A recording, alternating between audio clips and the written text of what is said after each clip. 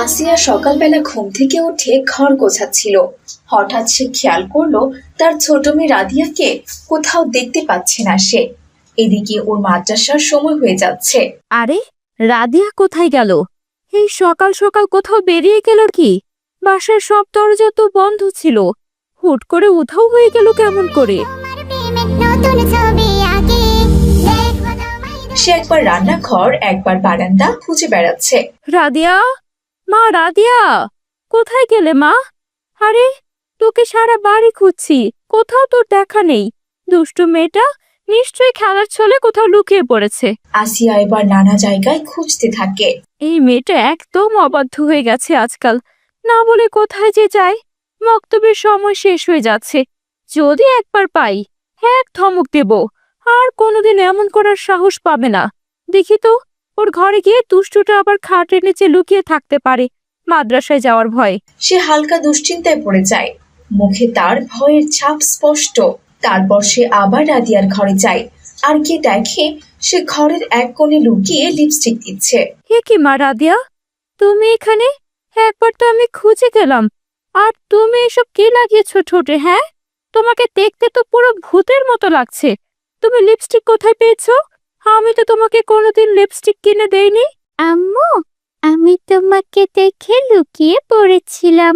আর এই লিপস্টিকটা আমার বান্ধবী রিয়া আমাকে গিফট দিয়েছে। রিয়া রোজ মাদ্রাসায় হালকা লিপস্টিক পরে যায়। আমি লিপস্টিক পরে যাই না বলে রিয়া একটা লিপস্টিক আমায় দিয়েছে, আর বলেছে আমিও যাতে ওর মতো করে লিপস্টিক পরে মাদ্রাসায় যাই। কিন্তু আমি তো লিপস্টিক দিতে পারি না, এই জন্য লিপস্টিক আছে। শোনো মা রাদিয়া, তোমাকে একটা কথা বলি, মেয়েদের এমন সাজগোজ ইসলামে হারাম। তুমি কি সেটা জানো? তুমি তো মাদ্রাসায় পড়ো, আর মাদ্রাসায় কখনো লিপস্টিক পরে যাওয়া যায় না মা। লিপস্টিক পরে রাস্তা দিয়ে গেলে তোমার ওই লিপস্টিকের দিকে সবাই হা করে তাকিয়ে থাকবে, তখন তোমার ঈমান চলে যাবে মা। মেয়েদের যদি সাজুগুজু করতেই হয়, তাহলে সেটা শুধুমাত্র বিয়ের পর তার স্বামীকে দেখানোর জন্যই করতে হবে মা। বুঝতে পেরেছি আম্মু, আমার ভুল হয়ে গেছে। আমি আর এমন কাজ কখনো করব না। তখনই সেখানে মাহাদি চলে আসে, আর মাহাদি রাদিয়াকে দেখে বলে, আমাদের বাড়িতে এই পেতনিটা কি করছে? কি বলছো কি বাবা মাহাদি? কোথায় পেতনি পেলে তুমি? এখানে তো কোনো পেতনি নেই। ওই তো আম্মু, তোমার সাথেই রক্ত খেয়ে দাঁড়িয়ে আছে। বাবা মাহাদি, ওটা কোনো পেতনি নয়, ওটা তোমার ছোট বোন রাদিয়া। কি বললে আম্মু? ওটা রাদিয়া? হ্যাঁ বাবা মাহাদি। এই কি অবস্থা! রাদিয়াকে দেখে তো একদম পুরো পেতনির মতোই লাগছে। আমি তো ওকে দেখে ভয় পেয়ে গিয়েছিলাম। এই পেতনি, তুমি আমাদের বাড়িতে কি করছো? হ্যাঁ, মা দেখেছো, ভাইয়াও আমাকে পেতনি বলে খেপাচ্ছে। শোনো বাবা মাহাদি, কারো নাম বিকৃতি করা যায় না। কারো নাম বিকৃতি করা ইসলামে নিষেধ আছে। যার যেটা নাম তাকে সেই নামেই ডাকতে হবে বাবা, বুঝেছো? হ্যাঁ আম্মু, বুঝতে পেরেছি। আমি আর কখনো কারোর নাম বিকৃত করব না, ইনশাল্লাহ। যাও মা রাদিয়া, তুমি এখন তোমার ঠোঁটে লিপস্টিক মুছে এসো। তোমাকে দেখতে খুব বিশ্রী লাগছে, আর তাছাড়া এখন তোমাকে মাদ্রাসায় যেতে হবে। আচ্ছা ঠিক আছে আম্মু, আমি যাচ্ছি। থাকো প্রভু, আমি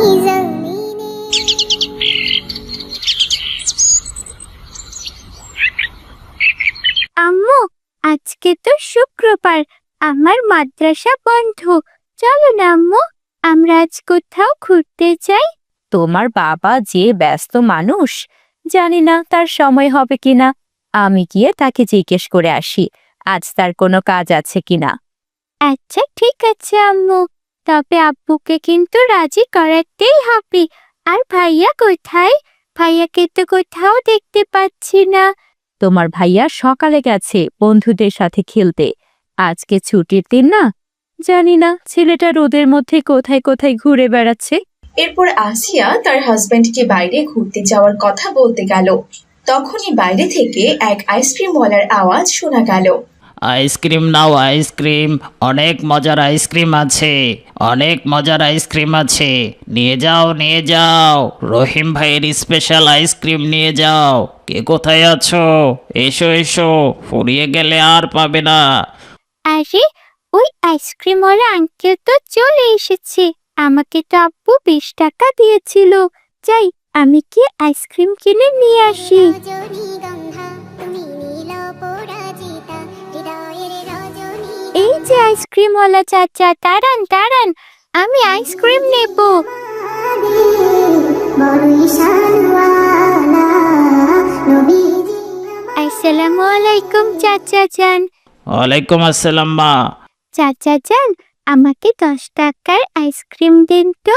এই নাও মা, তোমার 10 টাকার আইসক্রিম। মধুর বাণী এই নিন চাচা যান, আপনার আইসক্রিমের 10 টাকা। আমি এখন বাড়ি যাচ্ছি। আমার মন আচ্ছা ঠিক আছে মা, সাবধানে বাড়ি যেও। এরপর রাধিয়া আইসক্রিমওয়ালাকে টাকা দিয়ে চলে যায়। পথে হঠাৎ একটা কাক এসে রাদিয়ার হাত থেকে আইসক্রিমটা ছোঁ মেরে নিয়ে উড়ে যায়। রাদিয়া ওই কাকের পেছন পেছন দৌড়াতে থাকে। এই দুষ্টু কাক, আমার আইসক্রিম দিয়ে যা বলছি। কোথায় নিয়ে যাচ্ছিস আমার আইসক্রিম? দে দে, আমার আইসক্রিম আমায় দে। যেতে যেতে দুষ্টু কাক অন্য একটি রাস্তায় চলে যায়। আর হঠাৎ কাকটি কোথায় যেন চলে যায়। আরে, এই কাকটি তো এখানেই ছিল, হঠাৎ করে কোথায় চলে গেল? আশেপাশে তো কোথাও দেখছি না। ধুর, আমার কপালটাই খারাপ। আইসক্রিমটাও ঠিক মতো খেতে পারলাম না। যাই, কি আর করার, এখন বাড়ি ফিরে যাই। এরপর রাদিয়া বাড়ির পথে রওনা দেয়, কিন্তু সে কোন রাস্তা দিয়ে এখানে এসেছিল সেটা আর খুঁজে পায় না। আরে, এখানে তো বেশ কয়েকটা রাস্তা দেখতে পাচ্ছি। আমি কোন রাস্তাটা দিয়ে এসেছি সেটাই তো বুঝতে পারছি না। তবে কি আমি হারিয়ে গেলাম? এখন আমি কি করে বাড়ি ফিরবো? আম্মু, আব্বু, তোমরা কোথায়? আমাকে এখান থেকে নিয়ে যাও। এসব বলে সে একটা জায়গায় বসে কান্না করতে থাকে। ওদিকে রাদিয়ার বাবা রাদিয়ার মাকে বলল, ও, আমার মেয়ে ঘুরতে যেতে চেয়েছে। আচ্ছা ঠিক আছে, আজ আমার তেমন বেশি কাজ নেই। আজ বিকেলবেলা আমি আমার 2 ছেলে মেয়েকে নিয়ে ঘুরতে যাব। রাদিয়া আর মাহাদিকে ডাকো তুমি তাহলে। মাহাদি তো বাড়িতে নেই, সকালে গিয়েছে ওর বন্ধুদের সঙ্গে খেলা করতে। তাই নাকি? ছুটির দিন পেলে মাহাদিকে আর খুঁজেই পাওয়া যায় না। আচ্ছা আচ্ছা ঠিক আছে, তাহলে রাদিয়াকেই ডাকো। রাদিয়া, রাদিয়া, মা তোমার আপু ডাকছে তোমায়, এদিকে এসো। মুস্তাফা আমার জান মুস্তাফা সাইয়্যিদুল আরে, মেয়েটা গেল কোথায়? ও তো ড্রয়িং রুমেই ছিল। ও আবার নিজের ঘরে চলে গিয়েছে নাকি? কি দুষ্টু, একটা কোথাও স্থির থাকে না। এরপর আসিয়া রাদিয়ার ঘরে গিয়ে দেখে সেখানে কেউ নেই। ভেসে যেতাম গভীর জলে ওগো, বুঝতো আমার মেয়ে রাদিয়াকে তো কোথাও খুঁজে পাচ্ছি না। কি বলছো কি আসিয়া? ও যদি বাসায় না থাকে তাহলে যাবে কোথায়? ভালো করে খুঁজে দেখেছো তো? হ্যাঁ হ্যাঁ, আমি ভালো করে খুঁজে দেখেছি, ওকে কোথাও পেলাম না। আপনি গিয়ে তাড়াতাড়ি বাইরে একটু খুঁজে দেখে আসুন, বাইরে কোথাও গেছে কিনা। ভাই, আপনি কি এখানে ছোট্ট একটা মেয়েকে দেখেছেন?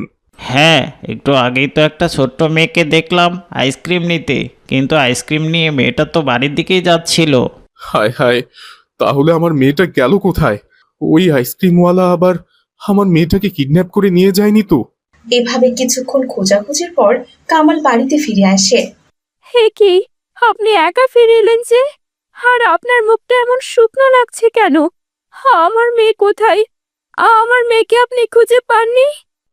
না আসিয়া, একটা লোক বলল রাদিয়াকে নাকি আইসক্রিমওয়ালার সাথে দেখেছে।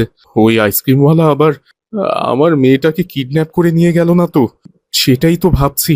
হে, আপনি কি বলছেন? আমার মেয়েকে কিডন্যাপ করে নিয়ে গেছে? হে আল্লাহ, আপনি আমার মেয়েকে রক্ষা করুন, ওকে সহি সালামতে বাড়িতে ফিরিয়ে দিন আল্লাহ। আসিয়া, এখন আমাদের কিছু করার নেই।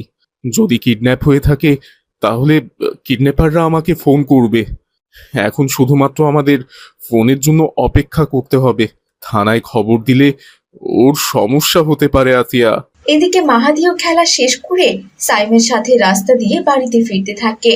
আজ খেলায় খুব মজা হলো, তাই না বলো সাইম? ওই দেখো মাহাদি, রাদিয়া ওখানে বসে কান্না করছে। এ কি রাদিয়া, তুমি এখানে কেন? তারপর রাদিয়া সব কথা তার ভাইকে খুলে বলে। এ তুমি কি করছো বোন? কাকের পেছনে ছুটে কি কখনো আইসক্রিম নেওয়া যায় নাকি? বাবা মা নিশ্চয়ই তোমার জন্য চিন্তা করছে। চলো বোন, তাড়াতাড়ি বাড়িতে চলো।